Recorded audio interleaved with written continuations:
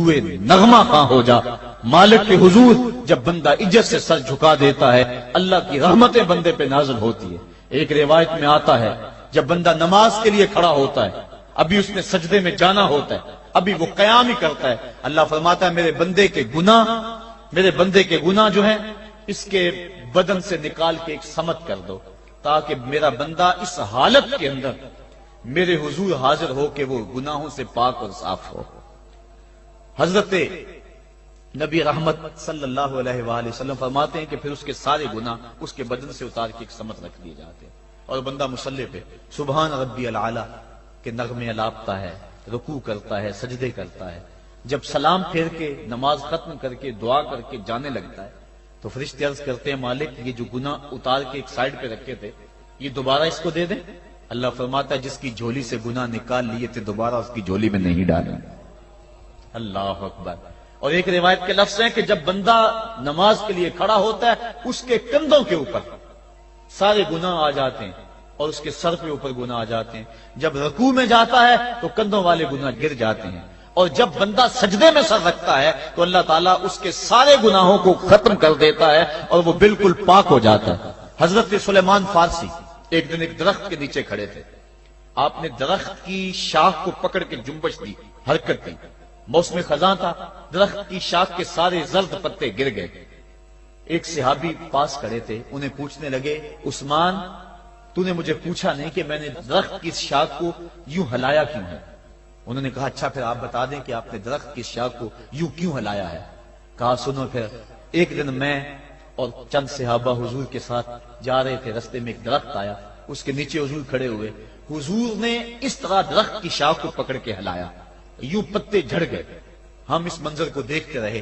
حضور علیہ السلام نے فرمایا سلمان فارسی تو نے مجھے پوچھا نہیں کہ میں نے اس درخت کی شاخ کو یوں کیوں ہلایا ہے؟ تو میں نے عرض کی حضور آپ بتا دیں کہ آپ نے کیوں ہلایا ہے؟ فرمایا سلمان جس طرح اس درخت کی شاخ کو ہلایا گیا اور سارے پتے جھڑ گئے، جب کوئی بندہ سجدے میں سر رکھتا ہے نماز پڑھتا ہے اس کے سارے گناہ دھل جاتے ہیں اور وہ پاک اور صاف ہو جاتا ہے۔ ایک دن فرمایا صحابہ اگر کوئی بندہ اس کے گھر کے سامنے سے نہر گزرتی ہو اور وہ دن میں 5 مرتبہ اس نہر کے اندر غسل کرے تو بتاؤ اس کے بدن کے اوپر کوئی میل کچیل رہ جائے گا؟ عرض کی نہیں۔ فرمایا اس طرح جو 5 نمازیں پڑھتا ہے اس کے بدن کے اوپر گناہوں کا میل نہیں رہتا۔ فرمایا الصلاۃ معراج المومنین، نماز مومنوں کا معراج ہے۔ عماد الدین الصلاۃ، نماز دین کا ستون ہے۔ حبب الی من دنیاکم ثلاث الطیب والنساء وجعلت قرۃ عینی فی الصلاۃ، مجھے تمہاری دنیا سے صرف 3 چیزیں پسند ہیں، خوشبو، منکوحہ بیویاں اور میری آنکھوں کی ٹھنڈک نماز میں رکھی ہے۔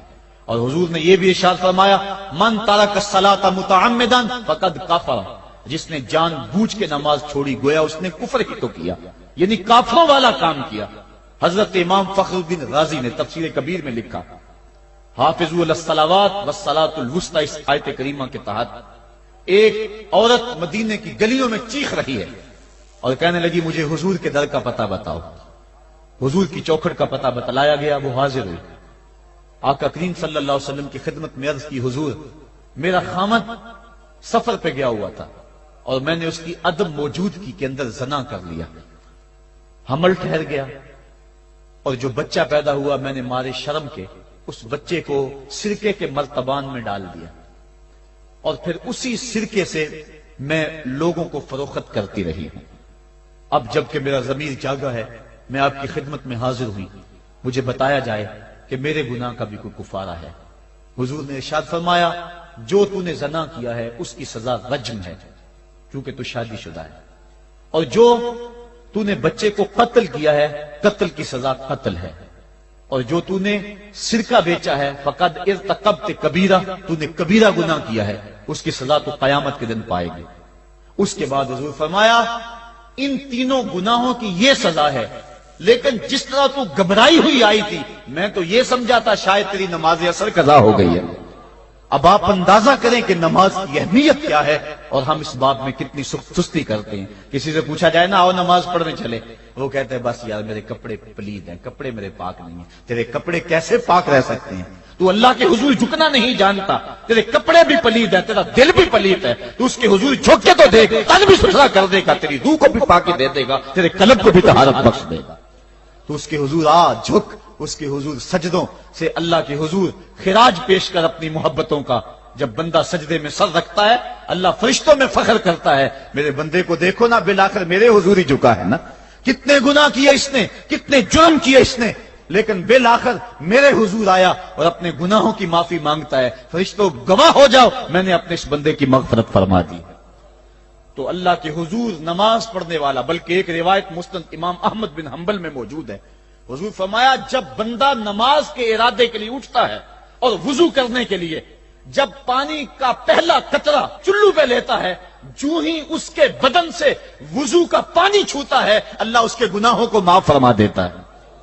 جس نماز کے قصد کے لیے اٹھیں اور وضو کریں اور پانی چھوتے ہی گناہ معاف ہو جائیں، اگر اس نماز کا اعلیٰ درجہ سجدہ کر لیا جائے تو پھر مالک کی کتنی رحمت نازل ہوگی۔ یہ کتنی بڑی دولت ہے، یہ کتنا بڑا سرمایہ ہے جس سے ہم لوگ محروم رہ جاتے ہیں۔ آؤ اللہ کی رحمتیں سجدے میں ڈھونڈے، سجدے میں پیشانی رکھ کے جب ہم اس کی رحمت کو مانگے تو وہ مالک ہمارے اوپر رحمتیں نازل کرے گا۔ آج پوری دنیا کے اوپر مسلمانوں کے ساتھ جو حالات ہیں وہ کسی سے مخفی نہیں۔ کوئی کہتا ہے کہ معاشی طور پہ مسلمان کمزور ہیں، اس وجہ کو بھی میں تسلیم کرتا ہوں۔ مسلمان کے پاس آلات حرب و ضرب بھی موجود نہیں ہیں، اس وجہ کو بھی تسلیم کر لیا جائے۔ سیاسی طور پہ مسلمان کمزور ہیں، اس وجہ کو بھی تسلیم کر لیا جائے۔ یہ ساری وجہیں اپنی جگہ پہ، لیکن یہ بھی تو سنو، مسلمانوں کی تعداد اس وقت 1,40,00,000,000 ہے۔ افرادی قوت اتنی کبھی بھی مسلمانوں کی نہیں ہوئی تھی۔ اس وقت مسلمانوں کے پاس ایٹمی طاقت موجود ہے، اتنی قوت عسکری کبھی بھی مسلمانوں کے پاس نہیں ہوئی تھی۔ 56 اسلامی ملک ہیں جن میں قیمتی معدنیات سے اور تیل کی دولت سے اور سونے کی قیمتی معدنیات سے یہ مسلمان مالا مال ہیں۔ کیا کچھ نہیں ہے جو مسلمانوں کے پاس نہ ہو، لیکن ایک دولت چھن گئی مسلمانوں کے پاس، وہ سجدے کی آبرو، وہ سجدے کی عزت، وہ پیشانی رکھ کے اس رب کو پکارنا جو سب سے اعلیٰ ہے، جو سب سے بالا ہے، جس نے موسیٰ کے فرعون کو نیل کی موجوں میں ڈبو دیا۔ کیا پوری امت مسلمہ 1,40,00,000,000 انسان سجدے میں سر رکھ کے سبحان ربی الاعلیٰ کے نغمے آلاپ کے اپنے رب سے گزارش کریں اور اپنی امت کا رونا روئیں؟ کشمیر میں لٹتی ہوئی جوانیاں اور پل قدس کے اندر بہتا ہوا خون، شبرغان سے لے کر کابل و قندھار تک اور موصل سے لے کر تقریب تک مسلمان کے اوپر جو ظلم و تشدد ہو رہے ہیں، اپنے رب کے حضور اس کا دکھڑا سنائیں اور اپنے مالک کو کہیں میرے مالک ہم لٹ گئے، ہم کٹ گئے، ہم پٹ گئے، اسلحے بھی موجود، افرادی قوت بھی موجود، سیاسی طاقتیں بھی موجود، لیکن اس کے باوجود مسلمان دبتا چلا جا رہا ہے۔ اسی کشتی کو ہے خوف تلاطم صدحیف منہ موڑ دیے تھے جس نے بڑھتے ہوئے طوفانوں کے، جو 300 ہو کر جرأت اور وہ طاقت اور وہ عظیمت کی داستانیں رقم کرتے ہیں کہ مالک تو بھی اس دن کو یوم فرقان کہہ کے پکارتا ہے۔ آج وہ امت بیچ منجدار کے اس امت کی کشتی ہچکولے کھا رہی ہے۔ ہماری فریاد، ہمارا استغاثہ تیرے سے ہے، میرے مالک ہمارا کھویا ہوا وقار بحال کر دے اور اس امت کو اس مرتبہ کمال تک پہنچا دے جس مرتبہ کمال تک یہ امت پہلے پہنچی تھی، اور ان کا کھویا ہوا وقار بحال کر دیا جائے۔ آج بھی ہم اگر سجدوں سے اپنے رب کو منا لیں اور وہ روٹھا ہوا رب آج بھی ہماری مدد کے لیے آ جائے تو پھر کوئی قوت، کوئی طاقت ہمیں نہیں لتاڑ سکتی۔ آئیے ہم سجدے سے اپنے مالک، اپنے خالق اور اپنے رازق کے حضور اپنی محبتوں اور اپنی الفتوں کا خراج پیش کریں۔ نماز ایک ایسی عبادت ہے جس کا حکم قرآن میں 750 مرتبہ کے قریب دیا گیا۔ اور ایک آخری بات عرض کر کے اپنے موضوع کو سمیٹنا چاہوں گا۔ میرے اور آپ کے آقا مولا حضور نبی رحمت صلی اللہ علیہ وسلم پر جب وقت آخر آیا تو آخری وصیتیں جو حضور نے اپنی زندگی میں کی وہ کیا تھی؟